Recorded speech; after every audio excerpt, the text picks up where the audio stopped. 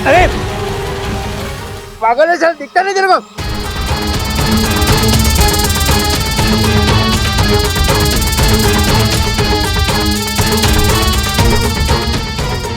आप ठीक तो?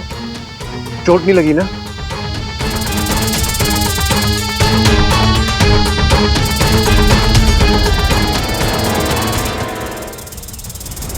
बाबा जी!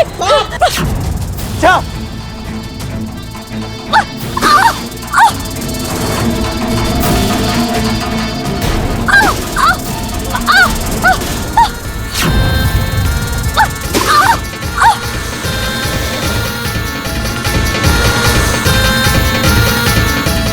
इच्छा संभालो प्लीज। बाबा जी आप दूर रहिए। फेंको इच्छा, फेंको उसे।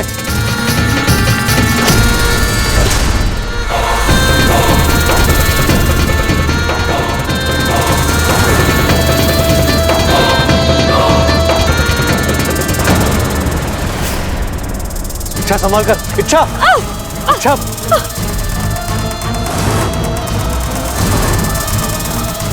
इच्छा संभाल के।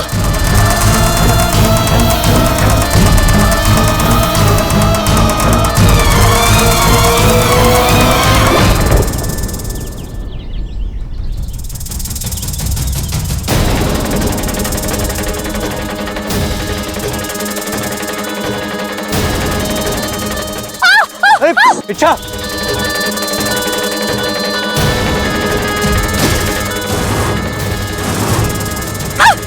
इच्छा तुम। बाबा जी आप दूर रहिए, आप दूर रहिए।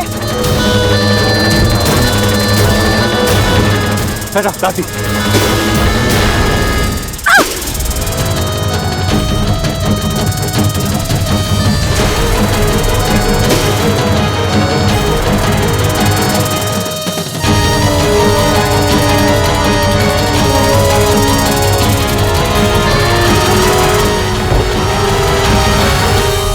बाबा जी आप ठीक तो हो?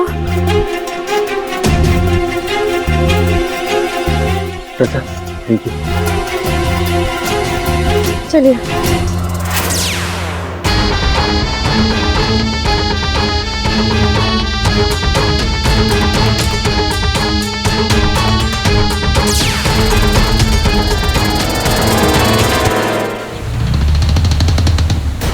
पता नहीं इतनी ताकत कहां से आ गई इच्छा में।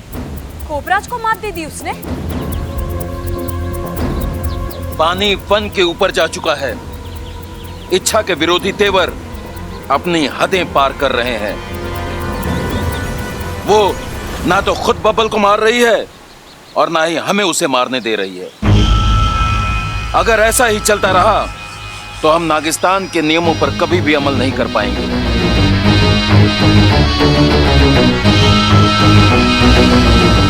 शाम होने को है गुरुजी, हमें जल्द से जल्द कुछ करना होगा। आप सही कह रहे हैं मुखिया जी। अब हमें किसी ऐसे नाग को भेजना होगा जिससे इच्छा लड़ ही नहीं सकती। कोई ऐसा जो इच्छा को इच्छा की भाषा में जवाब दे सके। मैं तैयार हूं। मैं वहां जाऊंगी, इच्छा से लड़कर बबल का खात्मा कर दूंगी। ईमान से डस लूंगी। नहीं, तुम नहीं जाओगी। तुम पहले ही 2-3 बार इच्छा से मात खा चुकी हो। इच्छा के फन से टकराना तुम्हारे बस की बात नहीं है। इच्छा से लड़ने की ताकत नागिस्तान के सिर्फ एक ही नाग में है और अब वो ही इस अभियान को अंजाम देगा।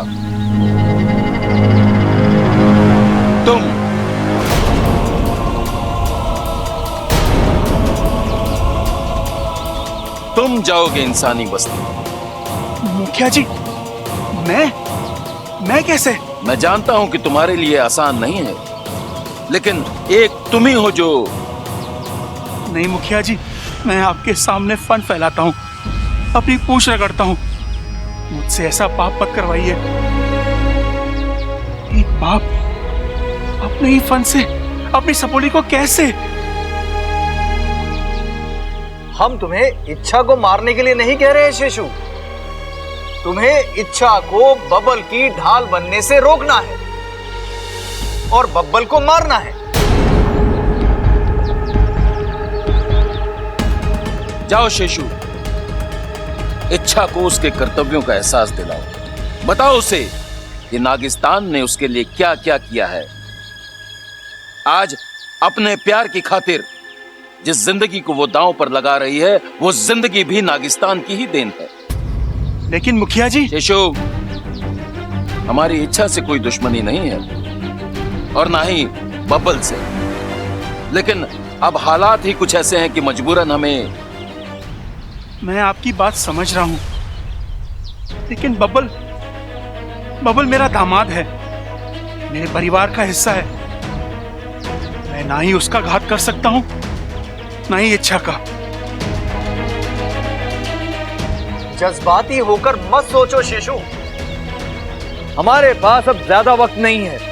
तुम अभी जाओ और जाकर बब्बल को खत्म कर दो। और यदि इच्छा बीच में आए तो उसे कैसे संभालना है, यह तुम अच्छी तरह से जानते हो।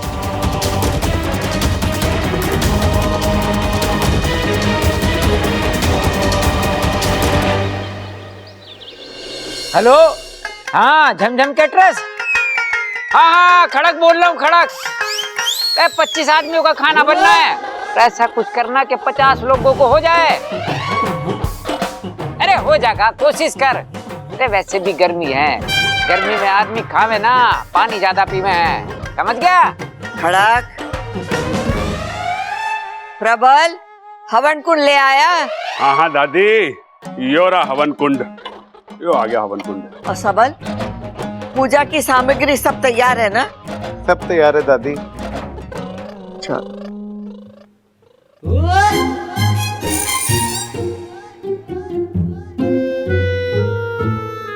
अरे छोटे हैं? अरे हवन कुंड को ऐसे क्यों घूर रहा है? अरे भाई, मैं ये देख रहा हूँ कि मेरी शादी का हवन कुंड कब ऐसे रचेगा, कब मैं अपनी बीवी के साथ इसके साथ फेरे लूंगा, मेरा घर कब बसेगा भाई। कब हंसेगा मतलब? अरे रोज तो हंसता है हमारा घर। मैं इस बात का पूरा ख्याल रखता हूँ कि हमारे घर में हर किसी के चेहरे पर हंसी रहे, इसलिए छोटी मोटी कॉमेडी भी कर लेता हूँ। यार वो तो मैं भी कर लेता हूँ, लेकिन इस वक्त हंसने की बात ना कर रहा हूँ मैं बात कर रहा हूँ कि मेरा घर कब बसेगा। अरे तुझे शादी के साइड इफेक्ट के बारे में कितनी बार बता चुका हूँ, तू मानेगा ना? शादी करके ही छोड़ेगा। हाँ। अरे छोड़, मुझे बहुत सारी तैयारी करनी है। दादी, मैं भी आपकी कुछ मदद कर दूं? हमें इस चीज का ख्याल रखना है कि पूजा में किसी भी चीज की कोई कमी ना रहे। ऐसा हो भी नहीं सकता, नागंजना देवी इस मामले में बहुत कड़क है। अब वैसे दादी, आपको ये नागंजना देवी के बारे में पता कैसे चला? अरे ऐसे लोगों का थोड़ी ठिकाना होता है, आज यहाँ कल वहाँ। मैं पंडित जी से अपने घर के सर्प दोष के बारे में बात कर रही थी।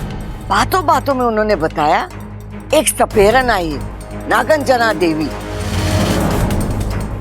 जो शिव जी का मंदिर है ना, उसके पीछे काली पहाड़ी है, वहां ठहरी और वो ये सारे दोष निकाल देती।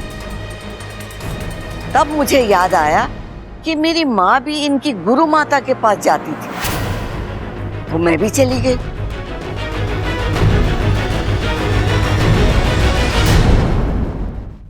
कद्रु सूत शेष जगत मते देहि मे शरणं गतः। कद्रु सूत शेष जगत मते देहि मे शरणं गतः।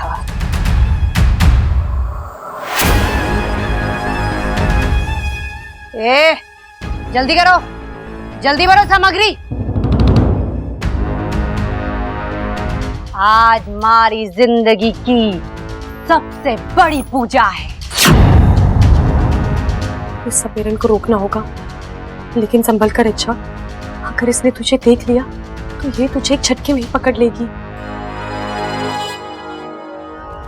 गुरु मैया आशीर्वाद दीजिए कि आज हमारी पूजा सफल हो जाए। नहीं नागंजना देवी, तेरी पूजा संपन्न तो दूर, मैं शुरू ही नहीं होने दूंगी।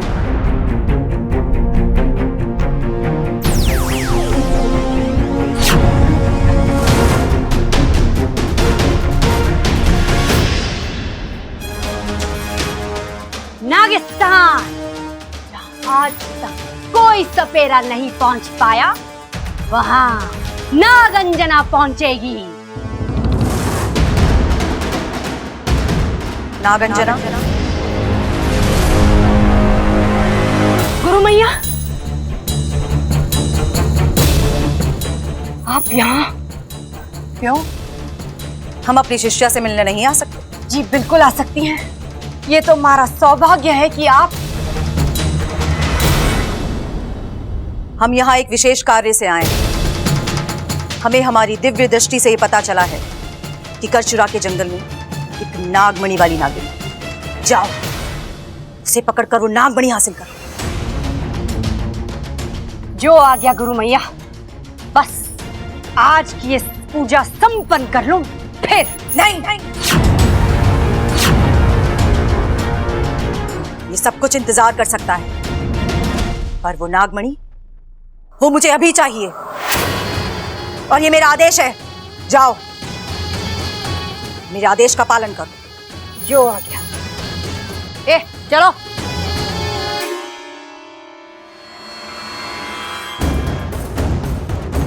लेकिन गुरु मैया, आपको हमारा पता कहाँ से पता चला? नागंजना, हम तुम्हारी गुरु माता हैं। जब हम अपनी दिव्य दृष्टि से उस नागमणि का पता लगा सकते हैं, तो अपनी शिष्या का पता लगाना कौन सी मुश्किल बात? बिल्कुल मुश्किल बात नहीं है गुरु मैया, लेकिन अगर एक मरा हुआ इंसान जिंदा हो जाए तो फिर वो मुश्किल ही नहीं, नामुमकिन है। अब ये मत कहिए गुरु मैया, आप तो मरी ही नहीं हैं, क्योंकि हमारी गुरु माता को मैंने तो अपने हाथों से मारा था। अब रहा सवाल कि आप है कौन? जाहिर है तुम एक इच्छाधारी नागिन हो।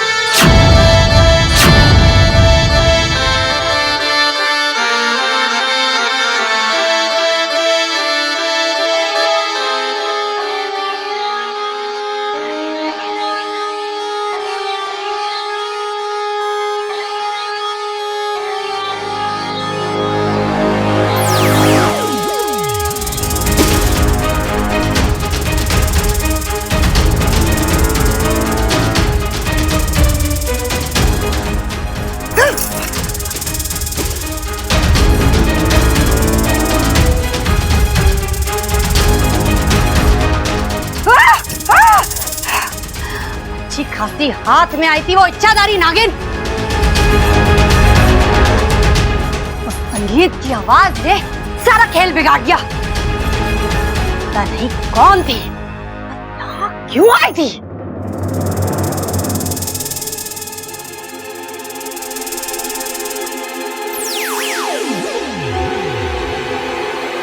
आखिर कौन था बाहर, और वो संगीत अचानक वो कहां से शुरू हुआ? लगता है किसी ने जानबूझकर बजाया था। जरूर कोई मसीहा होगा जिसने एन वक्त पर आकर मेरी मदद की। कौन है? कौन है? दीदी, आप इस तरह। एक सरप्राइज है तेरे लिए। कैसा सरप्राइज? एक ऐसा सरप्राइज जिसकी तूने कभी कल्पना भी नहीं की थी। बस ये समझ ले, आज हम सब तुझे दुनिया की सबसे बड़ी खुशी देने वाले हैं। चल दिखाती हूँ। ये आ गई।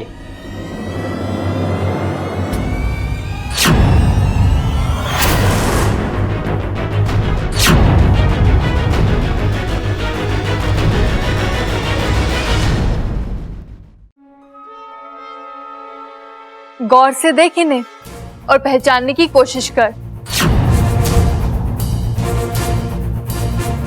इच्छा, ये तेरे पिताजी है।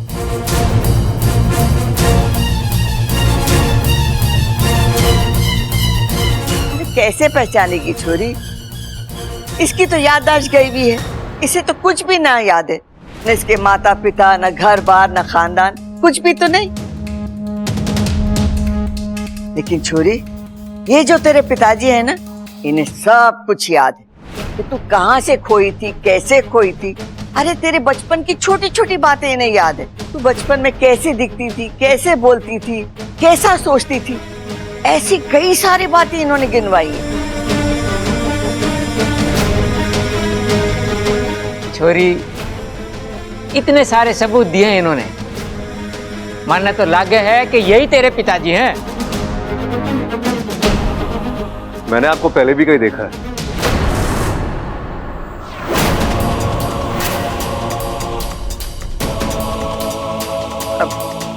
ये कैसे हो सकता है? मैं तो शहर में पहली बार आया हूं, वो भी इच्छा को लेने। लेकिन आपको कैसे पता चला कि इच्छा यहाँ है? छोरा, तू तो एक दरोगा की तरफ पूछताछ कर रहा है। पूछने दीजिए कौशल्या देवी, मैं बताता हूं। मेरे एक दोस्त हैं गिरधारी लाल, जो सरकारी सेवा में है, और हाल ही में उनका तबादला यहाँ हुआ है। बस अभी कल परसों इन्होंने इच्छा को यहाँ की सड़कों पर देखा और वो चौंक गए। उन्होंने फोन करके मुझे कहा कि शायद आपकी बेटी यहाँ है। बस फिर क्या था, पिता का मन, मैं सब कुछ छोड़ छाड़कर यहाँ चला आया और मुझे मेरी बच्ची मिल गई।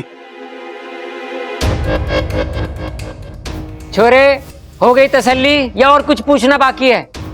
नहीं पिताजी, सिर्फ इनके कहने से हमें कैसे मान ले कि ये इच्छा के पिताजी है।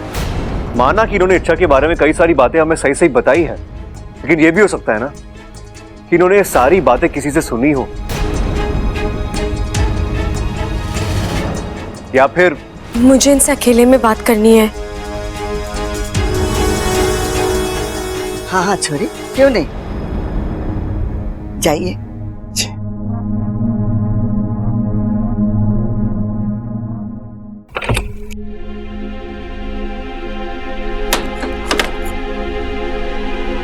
पिताजी, पिताजी, ये सब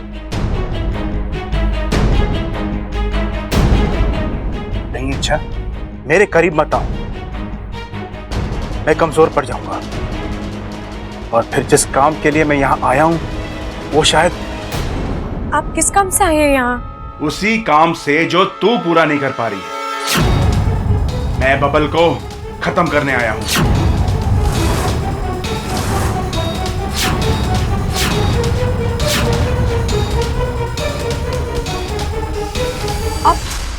आप बबल जी को मारने आए हैं यहाँ?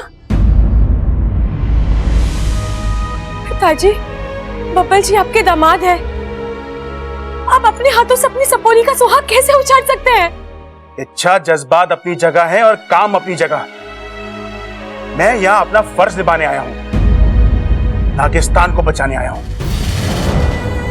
कुछ फर्ज रिश्तों से भी बड़े होते हैं। नहीं, आप झूठ बोल रहे हैं। आप अपनी सपोली के साथ ऐसा कर ही नहीं सकते। ये ऐसा नहीं करना चाहता हूँ, लेकिन मैं मजबूर हूं। बब्बल अगर जिंदा रहा तो नागिस्तान का अस्तित्व खतरे में पड़ जाएगा।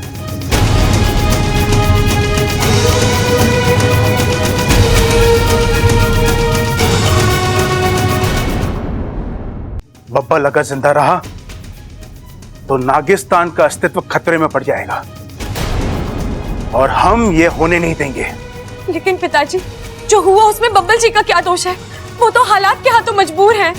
और फिर नागिस्तान को डर उस सपेरन से है ना, फिर आप उस सपेरन को मारकर। बात को समझने की कोशिश करो अच्छा। एक सपेरन को मारकर इस मुश्किल का हल नहीं निकलेगा। कल को कोई और सपेरन उठकर खड़ी हो जाएगी। जब तक बबल के मन में नागिस्तान जिंदा है, ये खतरा बना रहेगा। इसलिए नाग स्मृति में लिखा हुआ है, कोई भी इंसान जिसके दिमाग में नागिस्तान की स्मृति अंकित है, उसे मरना होगा। अगर ऐसा है तो आप भी मेरी बात सुन लीजिए। मैं बब्बल जी को कुछ नहीं होने दूंगी। उनकी पत्नी होने के नाते उनकी रक्षा करना मेरा फर्ज है और मैं वो फर्ज निभाऊंगी, हर हाल में निभाऊंगी। कैसे निभाएगी तू? इतनी ताकत नहीं है तुझ में। देखा नहीं, उस सपेरा ने तुझे पकड़ ही लिया था, मार देती तुझे वो। ये तो मैं वक्त पर पहुंच गया और दूसरी धुन बजा दी, ताकि तुम पर उस सपेरन की बीम का असर ना हो।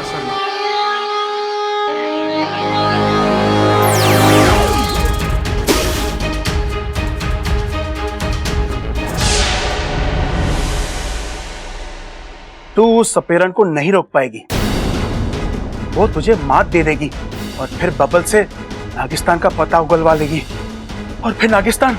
नहीं पिताजी, मैं उस सपेरन को रोकूंगी, वो नागिस्तान तक नहीं पहुंच पाएगी। नागिस्तान भी सुरक्षित रहेगा और बब्बल जी भी। तो तू क्या मुझे भी रोकेगी? अगर आपने बब्बल जी की जान लेने की कोशिश की तो मैं ढाल बनकर आपके और उनके बीच खड़ी रहूंगी। हमारा रिश्ता भूलकर मैं आपसे भी लड़ूंगी।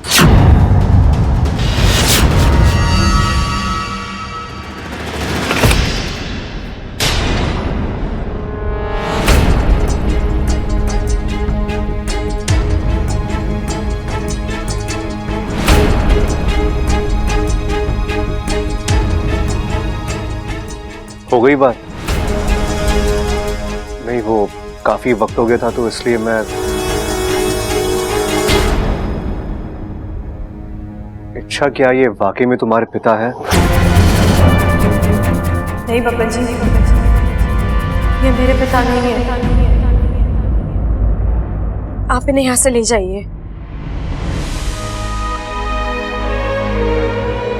इच्छा, बेटा अच्छा याद कर, मैं वही हूं, तेरा वही पिता जो तेरे चेहरे पर एक एक मुस्कुराहट लाने के लिए कुछ भी करता था, तुझे इसी कंधे पर बिठाकर दुनिया दिखाता था, तेरी बीमारी में तेरे सिराने बैठकर इन्हीं हाथों से खाना खिलाता था। पिताजी के आगे पीछे तेरी जिंदगी चलती थी, और आज तो इच्छा, अपनी आंखें बंद कर, अपना हाथ मेरे सर पर रख और अपनी मन की आंखों से देख मुझे। क्या तू अब भी यही कहेगी कि मैं तेरा पिता नहीं हूं?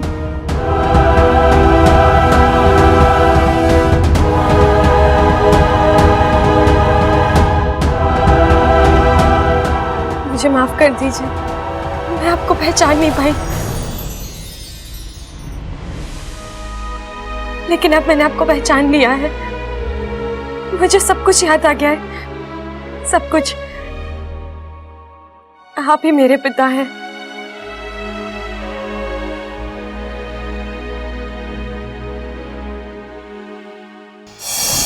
शिव जी ने हमारी प्रार्थना सुन ली, हमारी छोरी की याददाश्त वापस आ गई। इच्छा, मुबारक हो। ए माँ, सालों बाद बाप बेटी का मिलन हुआ है। आज का दिन हमारे लिए किसी त्योहार से कम ना है, क्यों भाई? अरे क्या बात कर रहे हो पिताजी, इनसे कहो कि आज का दिन हमारे लिए किसी त्योहार से कम ना है। अरे भाई, पिताजी भी तो वही कह रहे हैं। अच्छा, हाँ। अरे मुझे तो इनकी शक्ल देख के लगा कि कुछ और बड़बड़ा रही है। ओ भाई चुप हो जा, वरना तेरी शक्ल बिगाड़ दूंगा मैं। अरे दादाजी, मैं हूँ, मेरी क्यों बिगाड़ती? बबल, वहाँ खड़ा खड़ा क्या देख रहा है? ससुर जी के पैर नहीं छुएगा?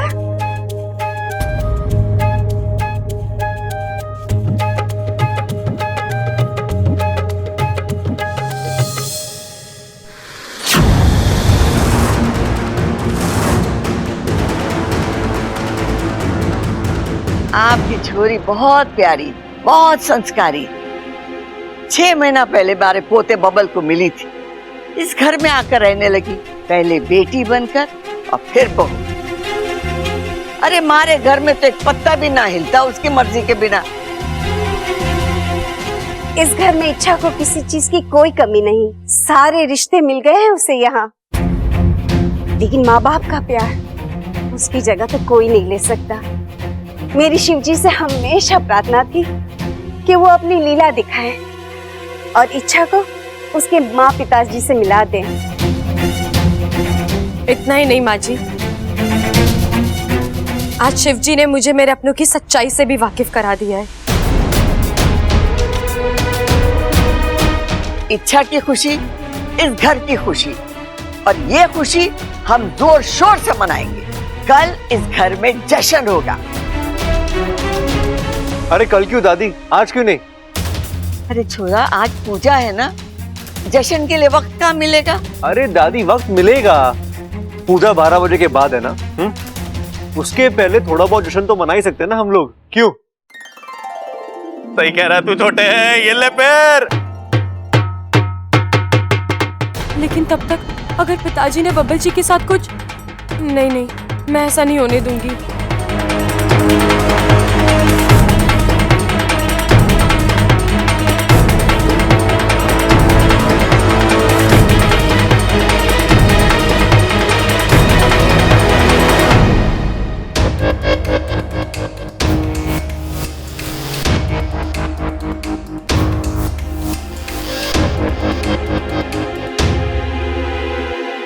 अब क्या हुआ? तुम अब भी दुखी हो? क्या कमाल करती हो यार तुम। इतने दिनों बाद तुम्हारी याददाश्त वापस आई है, तुम अपने पिताजी से मिली हो। अरे तुम्हें तो खुश होना चाहिए। अच्छा एक बात बताओ, तुमने पहले अपने पिताजी को पहचानने से इनकार कर दिया, फिर हाँ बोल दिया, ये मामला क्या है? कुछ तो बोलो, मैं ही बोले जा रहा हूं, बताओगी तुम? बब्बल जी, आपको आपके सारे सवालों के जवाब मैं बाद में दूंगी। पहले आप मेरी बात ध्यान से सुनिए। आप मेरे पिताजी से दूर रहेंगे। क्यों? प्रॉब्लम क्या है? अरे अच्छा, मुझे तो वो अच्छे लगे। मेरा मतलब है कि उन्होंने इतने सबूत भी तो दिए कि वो तुम्हारे पिता है। तो फिर अच्छा, उनकी बताई हुई कहानी में और तुम्हारी कहानी में कोई फर्क है क्या? तुम उन्हें पसंद नहीं करती हो? नहीं, ऐसा कुछ नहीं है। तो फिर बात क्या है? वो मैं आपको अभी नहीं बता सकती बब्बल जी। और आप मुझसे बिना कोई सवाल किए मेरी बात नहीं मान सकते क्या? नहीं मान सकता। तुम जब भी मुझसे कुछ छुपाती हो ना, मुझे डर लगता है तुम्हारे लिए, चिंता होती है तुम्हारी, टेंशन होता है मुझे। अच्छा हम पति पत्नी हैं, तो हम दोनों के पीछे लुका छुपी किस लिए? खुलकर बताओ ना, बात क्या है?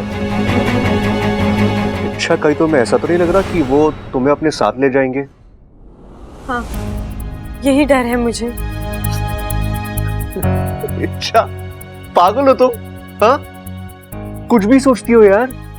अरे अच्छा तुम्हारे पिता तो क्या मौत भी हम एक दूसरे से अलग नहीं कर सकते? बब्बल जी, ऐसी बेहुदा बातें मत कीजिए। क्या हो जाता है तुम्हें?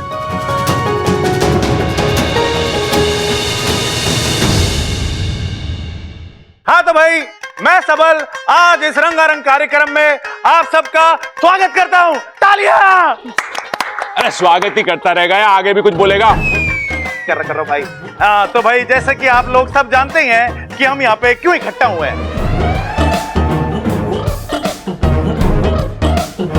भाई क्यों इकट्ठा हुए हैं? याद आया। हाँ बब्बल, आज मेरे छोटे भाई बब्बल का जन्मदिन है। तालियां! चंचल, मारा लठ लेका, आज इसकी अकल ठिकाने लगा लिया मैंने। अरे पिताजी आराम से। भैया ये जश्न मेरे जन्मदिन का नहीं है, इच्छा और उसके पिताजी के मिलने का जश्न है। हाँ तो भाई, इस रंगारंग कार्यक्रम की धमाकेदार शुरुआत करने जा रहा है आप सभी का प्यारा सबल। तालियां! बजा दो। हाँ भाई, एक मिनट। तो दादी, इस कार्यक्रम की शुरुआत में अपनी क्लासिकल आवाज में एक क्लासिकल सॉन्ग पेश करने जा रहा हूं मैं। दादी जी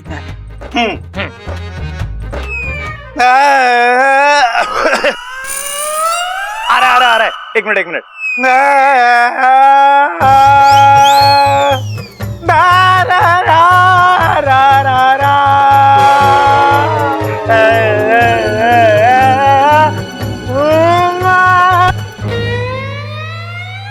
प्रबल चुप कर जा।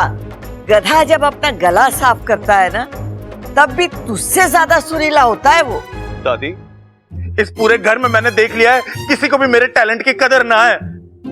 ओ भाई, इस घर में तू अकेला ना है, हम सब भी हैं। हम भी अपना टैलेंट दिखाएंगे, क्यों भाई? 1 2 3 4।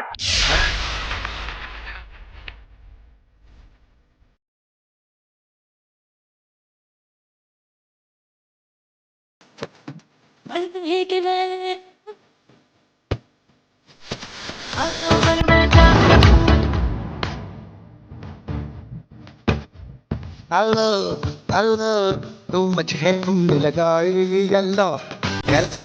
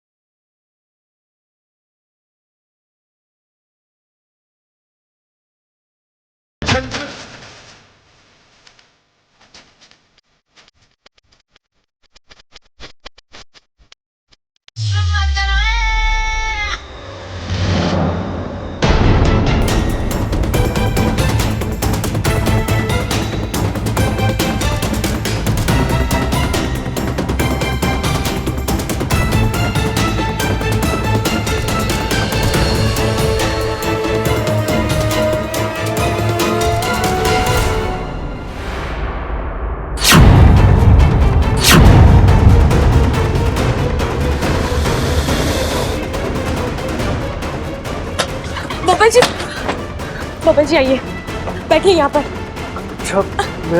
बैठिए।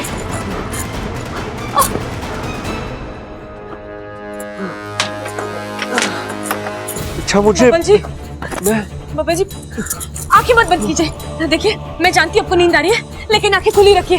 आंखें खुली रखिए बबल जी, आंखें खुली रखिए। बबल जी, बबल जी, लगता है पिताजी ने बबल जी को डस लिया है। उनका जहर तो मुश्किल से 3 मिनट बचे हैं, उससे पहले बबल जी को बचाना होगा, वरना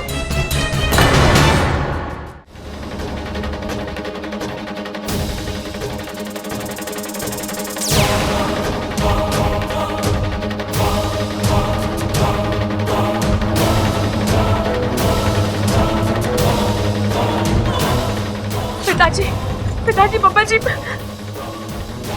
मेरे जहर से उसे बचाना मुश्किल है। अच्छा, तुम ये नहीं कर पाओगे।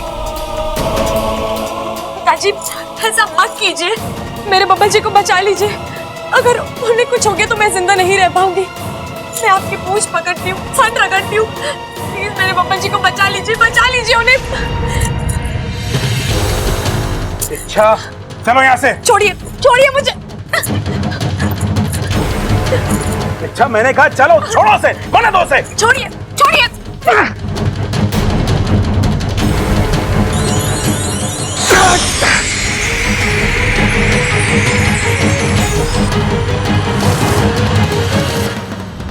नहीं, अच्छा ऐसा मत कर। बब्बल को बचाने का मतलब है नागिस्तान की दवाई। ये तो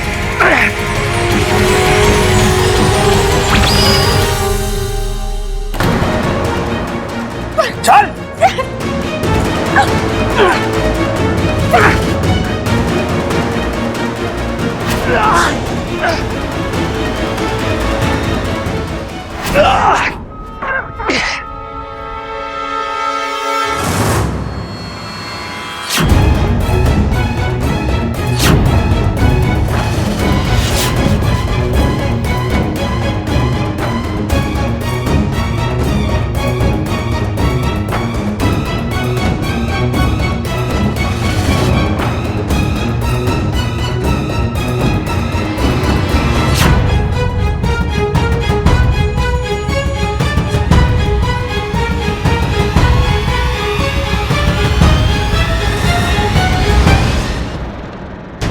बबल जी, बबल जी, बबल जी, बबल जी।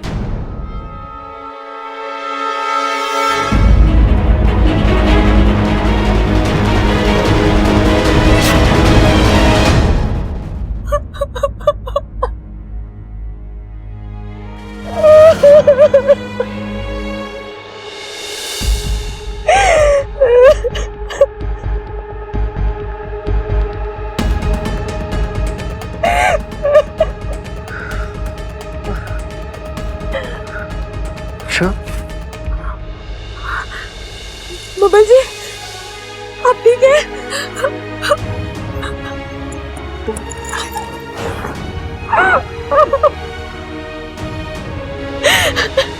अच्छा, तुम रो क्यों रही हो?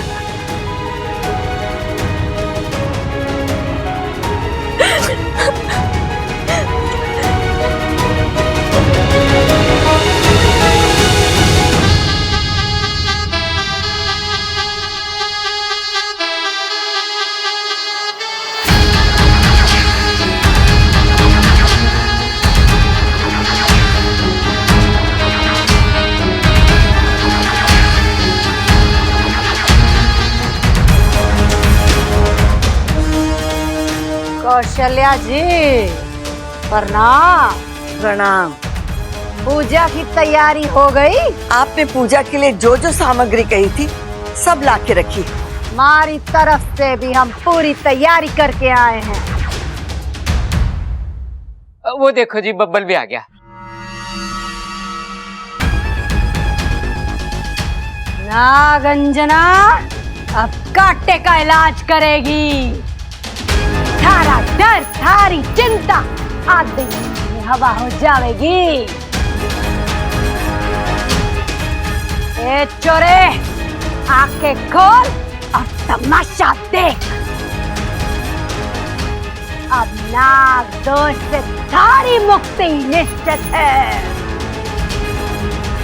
लेकिन नागंजना जी, वो जिसकी वजह से नाग दोष हुआ है उसका क्या? उसकी भी पूंछ कटेगी।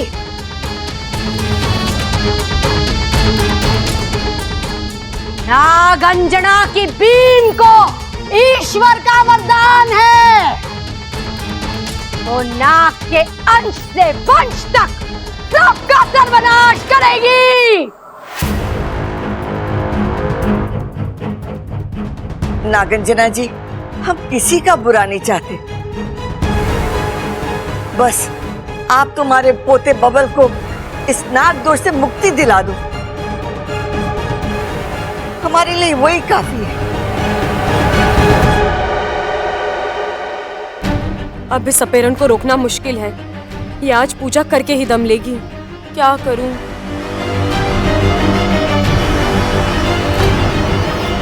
ए छोरे, चल मेरे साथ। हाथ? अरे नाना बब्बल, हाथ मत देना।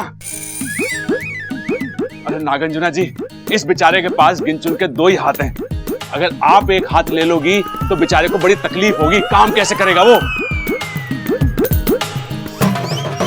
अरे भाई, वो हाथ नहीं कह रही है, वो कह रही है चलो मेरे साथ। ओह अच्छा, तो पूजा यहाँ पे ना होगी क्या? ना, खास पूजा के लिए खास जगह होवे है। अब नागंजना की बीन वहां बजेगी जहां से पूरा चांद दिखाई देता है। इस पूजा में चंद्रमा के दर्शन का बड़ा महत्व होवे है। सामग्री उठाओ। रवि भैया, आप भी बबल जी के साथ जाइए ना। खाइए।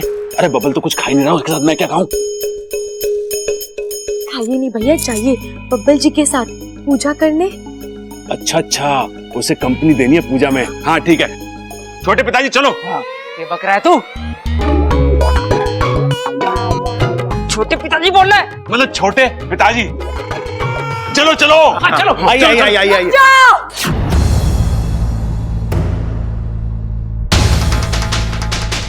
हमारे भीड़ नहीं, सिर्फ ये छोरा बब्बल चाहिए। उसकी बीमारी, उसका इलाज। एक भी आदमी बढ़ा तो ये पूजा सफल ना होगी।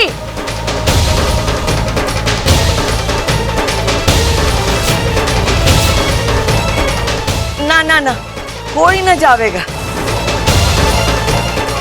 बब्बल छोरा, तू अकेला इनके साथ जा और जैसा ये कहे, जो कहे वो करना।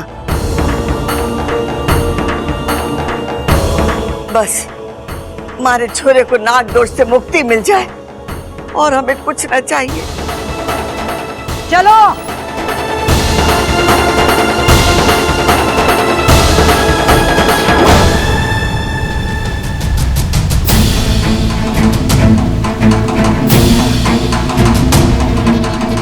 कुछ कर इच्छा, इससे पहले कि देर हो जाए, कुछ कर। आखिर कब तक हम फन पर पूछ डालकर बैठे रहेंगे? हमें कुछ करना होगा। इस सपेरन को रोकना होगा हमें। वो बबल को अपने साथ ले गई है, किसी भी वक्त पूजा शुरू कर देगी। अगर एक बार पूजा शुरू हो गई तो अनर्थ हो जाएगा। उसे रोकेगा कौन? कोबराज को इंसानी बस्ती भेजा था, लेकिन वो भी फन छुपाकर लौट आया। अब उससे खतरनाक नागिस्तान में है कौन? उस सपेरन से दो फन करना आसान नहीं है। कौन लेगा ये जिम्मा? कोई नहीं है, और अगर होता भी तो कोई फायदा नहीं था। नागंजना के पास दिव्य बीन है, जिसे देवों का आशीर्वाद प्राप्त है।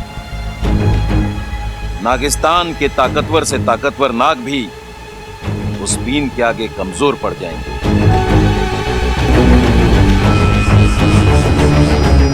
जानता हूं मुखिया जी, लेकिन हम भी इतनी आसानी से हार नहीं मानेंगे। अगर ये इंसान हम नागों के जहर का तोड़ निकाल सकते हैं, तो हम भी इनके नापाक इरादों का तोड़ निकाल ही लेंगे। आप सही कह रहे हैं गुरुजी, लेकिन हम में से किसी न किसी को तो नागंजना से लड़ने का खतरा उठाना ही पड़ेगा। ए सुनो, जाके पंचमुखी नाग को बुला लाओ। कहना गुरुजी ने बुलाया है। जी मुखिया जी। अब ये हमारा आखिरी हथियार है। ये पंचमुखी नाग नागंजना को रोकने में कितना कामयाब होता है, ये तो वक्त ही बताएगा। लेकिन हमें सावधान रहना होगा। इससे पहले कि नागंजना नागिस्तान पहुंचे, हम सभी नागों को नागिस्तान छोड़कर कहीं दूर जाकर डेरा डालना होगा। इस इच्छा की जिद की वजह से पूरे नागिस्तान को संकट में डाल रखा है।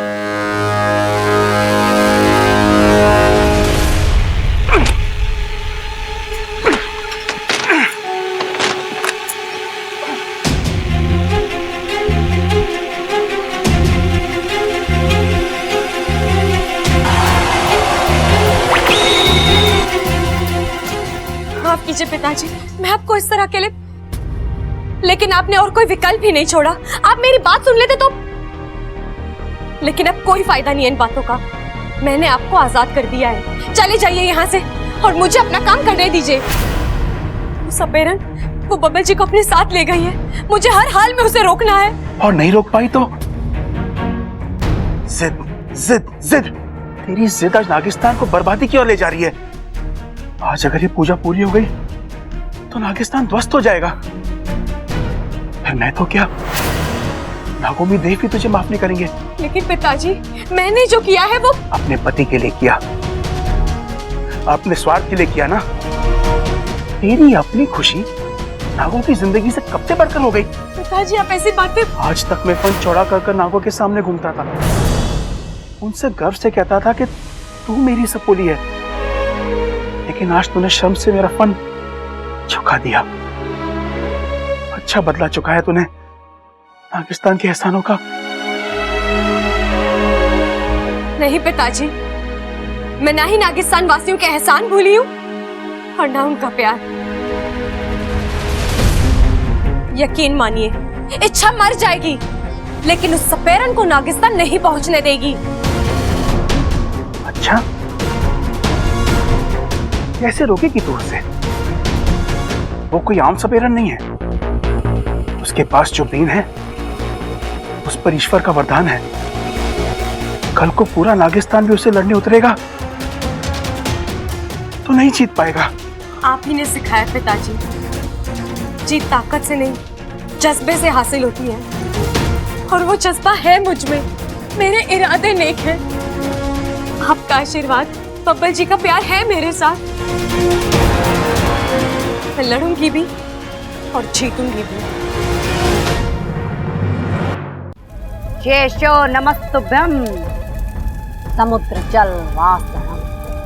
शेषो नमस्तुभ्यं समुद्र जल वासनम। शेषो नमस्तुभ्यं समुद्र जल वासनम।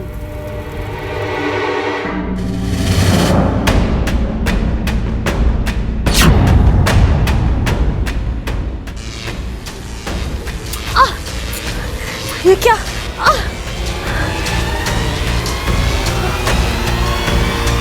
जादुई चाल?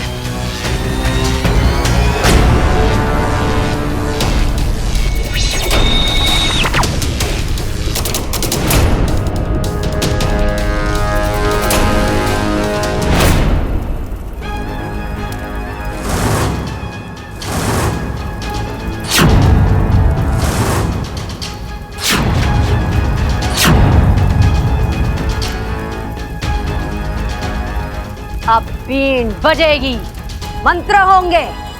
जैसे जैसे असर बढ़ेगा, बब्बल का दिमाग हमारे काबू में होगा। और उसके बाद वो जो भी सोचेगा, जो भी याद करेगा, वो सब एक एक चीज इस हवन में दिखाई देगी। नागिस्तान के लोग, नागिस्तान का वो मंदिर और नागिस्तान जाने का रास्ता भी। नागंजना, थारे तो वारे न्यारे होने वाले हैं।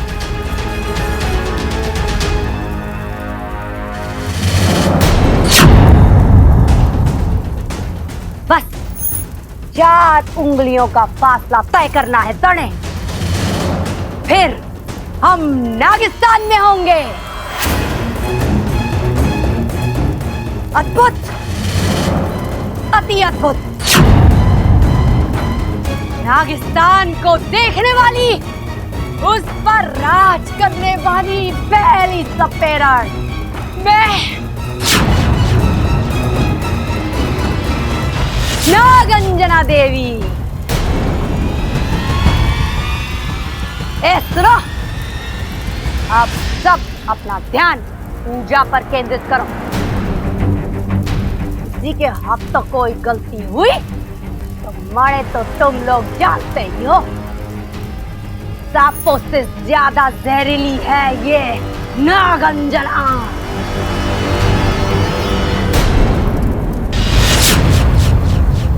अब नागिस्तान को बचाने का एक ही उपाय है, बब्बल जी के शरीर में से अपनी आधी जान वापस लेनी होगी।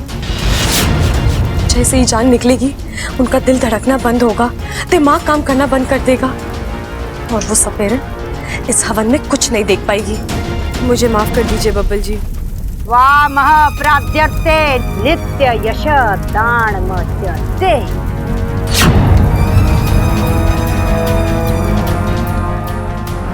प्राण क्लेशनाशाय नागोमिदेव नमो नमः। वाह महाप्राध्यर्थे नित्यम यश दान में च देहि में।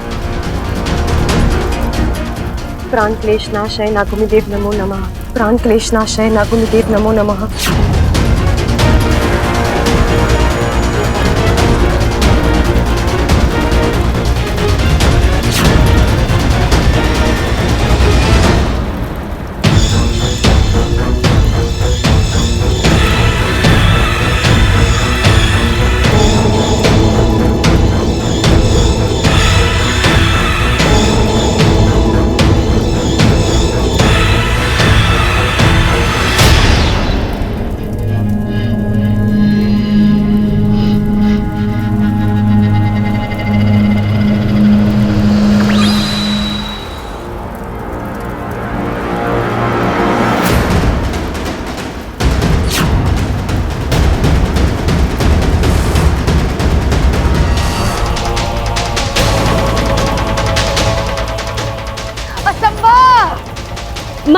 पूजा असफल नहीं हो सकती। इसका दिमाग हमारे काबू में था, फिर मणि कुछ दिखाई क्यों नहीं दे रहा? इस सपेरन की पूजा तो असफल हो गई। अब बबल जी को कोई खतरा नहीं है। मैं बबल जी को उनकी जान वापस कर देती हूँ। प्राण क्लेश नाशाय नकुमिदेव नमो नमः। प्राण क्लेश नाशाय नकुमिदेव नमो नमः। प्राण क्लेश नाशाय नकुमिदेव नमो नमः। प्राण क्लेश नाशाय नकुमिदेव नमो नमः।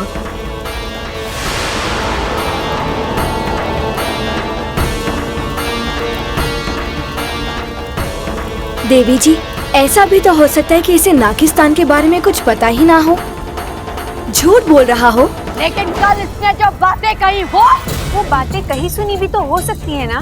ना, हमारी नजर बात की नजर है। सांपों की हरकत 1 मिनट में पकड़ लेती है। नागिस्तान का नाम लेते वक्त इसका प्रताप अजीब सा था। आंखों में चमक थी। मणे यकीन है कुछ गड़बड़ है। देवी जी, हो सकता है इसने हमारे साथ कोई छल किया है। छल किया है नहीं, छल किया जा रहा है। मैंने इसे उस दिन रूप बदलते हुए देखा था। यही है वो इच्छाधारी नागिन।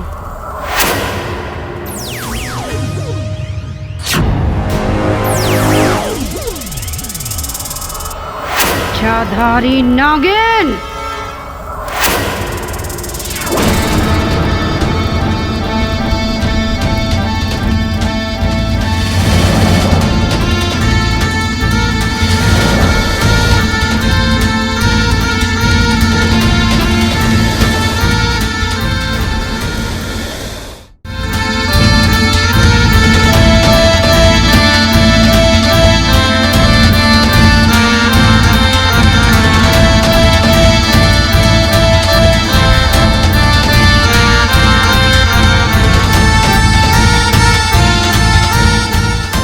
इच्छा, हे रुक जाओ।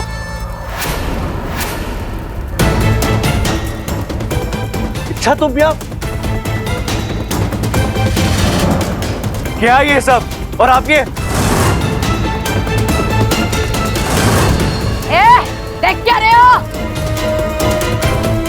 बीन बजा दो इसकी, खत्म करो इसे। खबरदार कोई आगे बढ़ा तुम।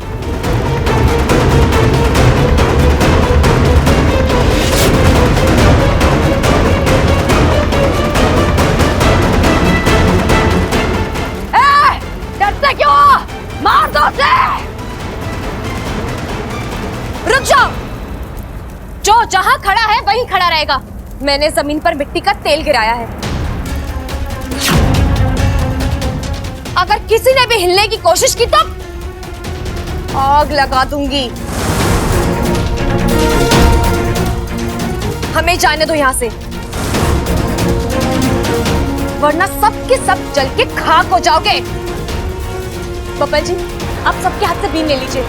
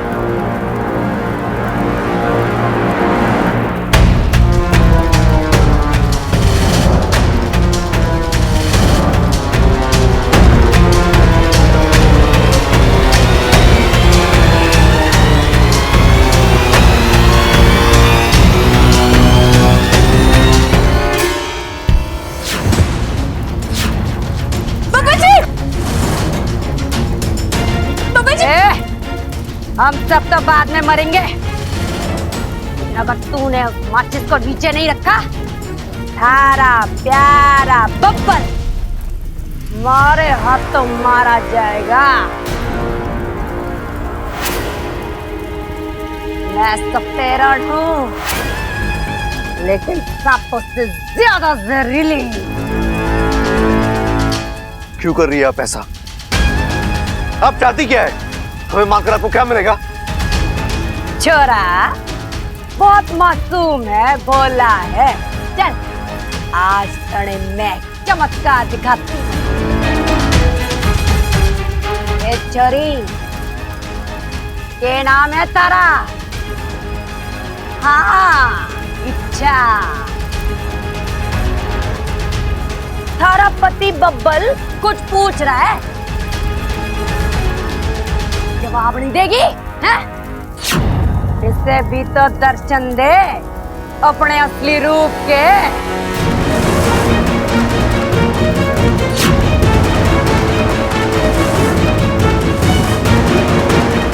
ए छोरी, वक्त ना है हमारे पास, अपने असली रूप में आ रही है या किस्सा खत्म कर दो इसका।